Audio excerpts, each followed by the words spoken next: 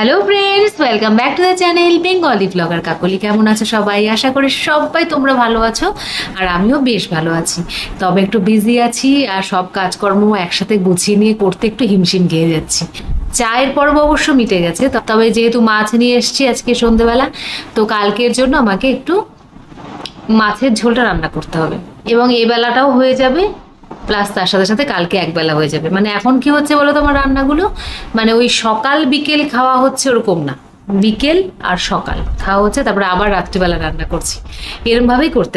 আর দুদিনের জন্য ফ্রিজটা খারাপ হয়ে খুব বিপদে পড়েছিলাম, মানে মাছ এনে রাখা যাচ্ছিল না, তো সেই কারণে এখন একটু স্বস্তি। তখন মনে হচ্ছিল যেন পৃথিবীর সব কিছু আমার নষ্ট হয়ে যাচ্ছে, ভাত থেকে শুরু করে ডাল তরকারি ভাজা সব নষ্ট হয়ে যাচ্ছে, মানে এমন হুড়মুড় করে নষ্ট হয়ে যাচ্ছে কি বলবো। আসলে ফ্রিজটা না আমাদের অনেক লাইফটাকে সহজ করে দিয়েছে, এটা কিন্তু ঠিক। না হলে বারবার আগেকার দিনে কি করতে হতো, তরকারিগুলোকে বারবার জাল দিতে হতো, তো সেই সময়টাও তো এখন নেই যে একবার খাবো খেয়ে আবার জাল দেবো, আবার খাবো খেয়ে আবার জাল দেবো। এই কাজটা করতে গিয়ে গ্যাসও তো পড়ে যায় অনেকটা, এটাও একটা ব্যাপার। যদিও ফ্রিজে রাখলেও খাওয়ার সময় গরম করেই নিতে হয়, তাই স্কুলে গিয়ে বারবার ছেলেকে ফোন করছিলাম যে খেয়ে নে, নষ্ট হয়ে যেতে পারে, এই বলে বলে বারবার ফোন করছিলাম, মেসেজ করছিলাম যে অন্তত 1:30টার মধ্যে খেয়ে নে। কয়েকদিন কি করেছিল, মানে আমি ফেরার পর ও খাবে বলে ওই বসে থাকতো 4টে অবধি। ওটা তো ঠিক হচ্ছে না, না ওটা ঠিক হেলদি হচ্ছে না ব্যাপারটা। সেই জন্য ওকে আমি বললাম যে তুই খেয়ে নিস, এমনিতেও ফ্রিজ আসার পরেও বলেছি তুই খেয়ে নিবি, বাড়িতে থাকলে আর কি, আর কলেজে থাকলে তো একসাথে যদি ফিরি একসাথে খাওয়া যাবে। দুপুরের ভাতই আমি লাঞ্চে নিয়ে গেছিলাম, আর ওই জন্য ও দুপুরবেলা খেয়ে নিয়েছে। তার ফলে কি হয়েছে, দুজনেরই ঠিক সময় মতো খাওয়াটা হয়েছে। অ্যাকচুয়ালি ভিডিও শুরু করবো করে আর শুরু করা হয় না। ভেবেছিলাম যে একটু অন্যরকম কন্টেন্ট যদি করা যায়, কিন্তু দেখছি যে আমি ব্লগেই কিন্তু অ্যাকচুয়ালি সপ্রতিভ, সেই কারণে ব্লগটাই আমার স্বতঃস্ফূর্তভাবে আসে, তাই সেটাকে বাদ দেওয়া যাচ্ছে না। তো চলো রান্না বান্না করতে করতে গল্প করা যাবে। আর এই বছরের গরমের কথা বলে আর কোনো লাভ নেই, যদিও স্কুলেতে এসি রয়েছে, তাতে অসুবিধা হয় না খুব একটা, কিন্তু এমন ধরনের গরম যেটা বোধহয় আগে আমরা ফিল করিনি। হ্যাঁ, দেখাচ্ছে যে খুব একটা বেশি উঠছে না ম্যাক্সিমাম টেম্পারেচার, মানে টেম্পারেচার যদি গুগলে দেখি তো দেখছি খুব একটা বেশি উঠছে না, ম্যাক্সিমামটা 40-এ উঠছে না, তার নিচেই থাকছে। অথচ এই গরমটা যেন 40কে হার মানিয়ে দিচ্ছে। অ্যাকচুয়ালি দেখাচ্ছে যে ফিলস লাইক 48, 47, মানে যতই কম দেখাক আমাদের অনুভূতিটা হচ্ছে ওরকম। তার কারণ হিউমিডিটিটা বেশি বাতাসে, জলীয় বাষ্প যত বেশি হবে না, তত আমাদের গরমটা প্রচণ্ড লাগবে, আর ঘামটা বেরোবে, দরদর করে ঘামটা হলে ভীষণ কষ্ট হয়, আর সেটাই হচ্ছে আজকাল। কিন্তু রাস্তায় যে যাতায়াতটা, তারপরে আবার গিয়ে ঠান্ডাতে ঢোকা, আবার ওখান থেকে বেরোনো, আবার ঢোকা, এইসব তো করতে হয়, মাঝে মাঝে বাইরে বেরোতে হয় স্টাফ রুমের বাইরে, তো সেই ক্ষেত্রে গরমটা লাগে, তারপরে আবার ঢুকতে হয়। সেই ক্ষেত্রে এই যে ঠান্ডা গরমের ব্যাপারটা না সবারই মোটামুটি গলা খুসখুস করছে। তো আমি এখনো বেঁচে রয়েছি, গলা খুসখুস করছে না, বা ঠান্ডাও লাগেনি, জ্বরও আসেনি। যাই হোক, আমার ছেলে তো একবার ভুগে উঠেও গেল এর মধ্যে, জ্বর সর্দি কাশি হয়েছিল বেশ ভালো পরিমাণে। সবাই একটু সাবধানে থেকো, আর জলটা বেশি করে খেও। হ্যাঁ, জলটা বেশি করে খেলে আমি দেখেছি গরমটা অতটা লাগে না, কিন্তু মানে যেদিন ধরো বেশ সাফিসিয়েন্ট পরিমাণে জল খেয়ে নিই, একটু বেশি জল খেয়ে নিই, মানে সেদিন গরমটা কম অনুভূত হয়। লক্ষ্য করে দেখবে। নতুন ফ্রিজ তো, দাঁড়াও ফ্রিজ থেকে মাছটা বার করি।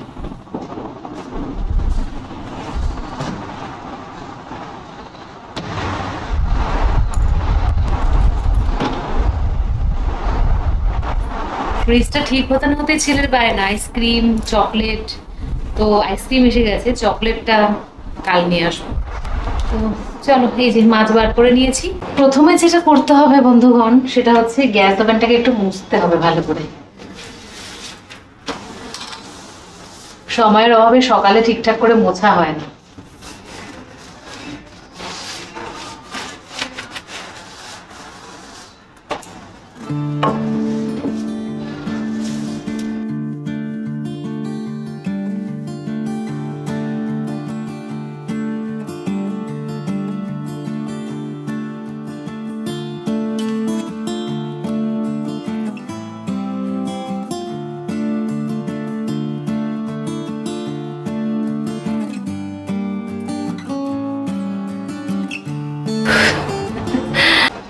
গ্যাস ওভেনটার শ্রী ফিরলে না একটু শান্তি লাগে গো, এইবারে রান্না করে শান্তি পাবো।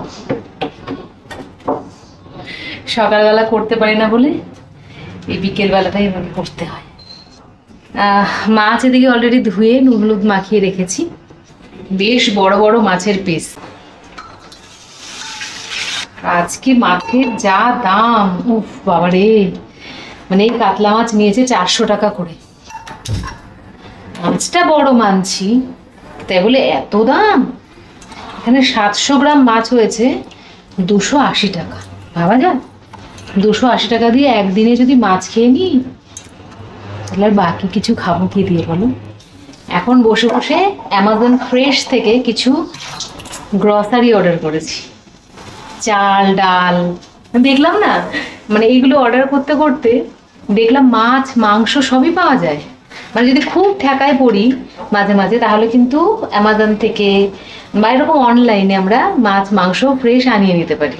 তো রাত্রিবেলা অর্ডার করে দিলেই, 10টার মধ্যে অর্ডার করলেই সকাল 6টা থেকে 8টার মধ্যে চলে আসে অ্যামাজনে। এটা কোনো স্পন্সর ভিডিও নয়, আমি এটা কিন্তু নিজের থেকেই বললাম। আসলে জিনিসপত্র নিয়ে ঘাটাঘাটি করলে জানা যায় কিছু,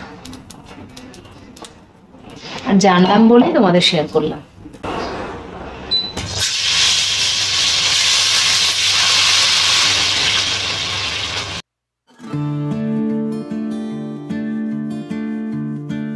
এদিকে কাল আবার ছেলে সকাল সকাল বেরোবে কলেজে যাবে, ওরা আবার কালকে এক্সাম।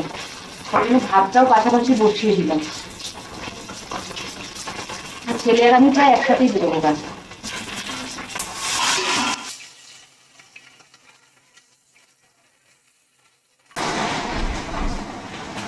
মাছটা ওইদিকে হতে হতে জামা কাপড়গুলো একটু গুছিয়ে নিই, আর কাল কি পরে যাব সেটা বার করে রাখি, কারণ সকালে উঠে না খাবার সময় থাকে না। এই যে এই জামাগুলো গুছিয়ে নিলাম, এগুলো রেখে দেবো। একবার করে পরেছি তাই ধোবো না, আরো একবার দুবার পরে নিই তারপর ধোবো। তো আলাদা করে রেখে দেবো আলমারিতে, যে এইগুলো একবার পরা আছে। একটা জিনিস দেখাই তোমাদের, এই দেখো, এটা হচ্ছে আমার পুরোনো মিক্সার গ্রাইন্ডার। এটা ভেঙে গেছে, বুঝলো তো? এই দেখো তলাটা ভেঙে গেছে, এটা এই যে এখানটা ভেঙে গেছে। তো আমি যে কোনো জিনিস ফেলতে পারি না, আমি কিন্তু চাইলে একটা নতুন মিক্সার গ্রাইন্ডার কিনতে পারতাম, কারণ অনেক দিনের এটা, যে একেবারে ডিসকার্ড করে দিই। তা না করে আমি কি করেছি জানো, অনলাইন থেকে একটা এরকম বাটি অর্ডার করেছি, যেটা সমস্ত ধরনের মিক্সার গ্রাইন্ডারের সাথে মানে ম্যাচ খাবে, এভাবেই বলা ছিল। তো সত্যি আমি এটা আনার পর দেখলাম মিক্সার গ্রাইন্ডারটা পুরোপুরি ফিট হচ্ছে, দেখো। তো যাদের এরকম হয়েছে, ধরো এই মানে বোলটা নষ্ট হয়ে গেছে, তারা কিন্তু চট করে মানে ওটা না ফেলে দিয়ে এরকম একটা বাটি অর্ডার করতে পারো। এটার দাম 200 টাকা। তো রেখে দিয়ে তো কোনো লাভ নেই, মাছের ঝোল রান্নাতে আজই এর টেস্ট করা যাক। এই যে কেটে নিয়েছি আদা, পেঁয়াজ, টমেটো, কাঁচা লঙ্কা। এবার টেস্ট করে দেখি কিরকম হয়, শুধু দেখতেই সুন্দর নাকি কাজও ভালো করে। তোমরাই দেখে বলো যে একে নাম্বার দেওয়া যায় কিনা। দেখো কি সুন্দর পেস্ট হয়েছে, যাক বাবা, একটা চিন্তা মুক্ত হলাম। আর একটু তেল দেবো, পেঁয়াজ দেবো, তবু এর মধ্যে না আমি একটু জিরে ফোড়ন দেবো, একটা তেজপাতা দেবো, আর দেবো গোটা গরম মশলা। একটু চিরবির করে উঠলে এর মধ্যে এই পেস্টটা দিয়ে দেবো।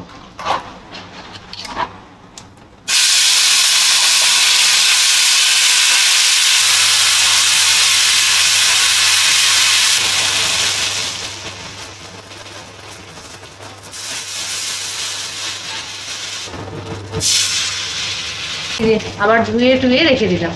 এরকম যত্ন করে রাখলেই কিন্তু জিনিসপত্র অনেকদিন যায়।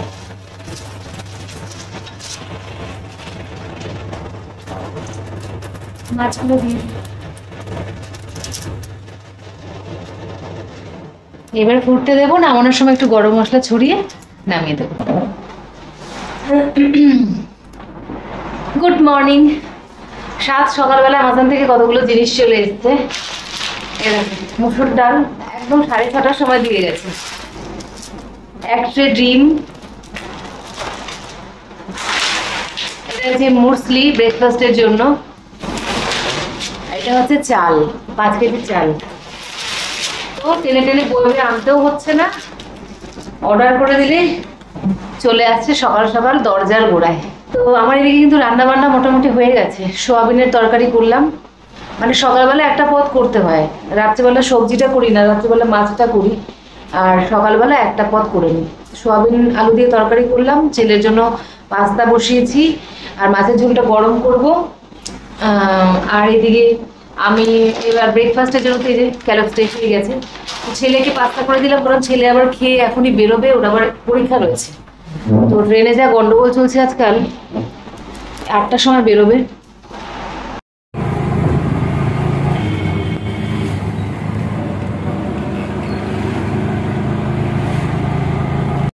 স্কুলে এখন যাচ্ছি না, কিন্তু ফিরছি। সকালবেলা খেয়ে দিয়ে মানে সকালবেলা খেলাম হচ্ছে একটু মুসলি খেয়ে ভাত নিয়ে লাঞ্চে গিয়েছিলাম স্কুলে। আর এই এখন ফিরছি, ফেরার পথে একটু কথা বলছি। এমনিতে আমার পিক আপ আছে, মানে বাড়ি থেকে পিক আপ আছে, স্কুল থেকে পিক আপ নেই, বাসে আর কি। কিন্তু এখন যেহেতু ভ্যাকেশন, তাই সেটাও নেই।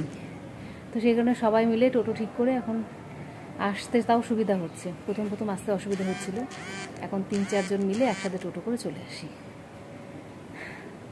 তাই তাড়াতাড়ি বাড়ি পৌঁছে গেলাম। ছেলে মনে হয় চলে এসছে কলেজ থেকে।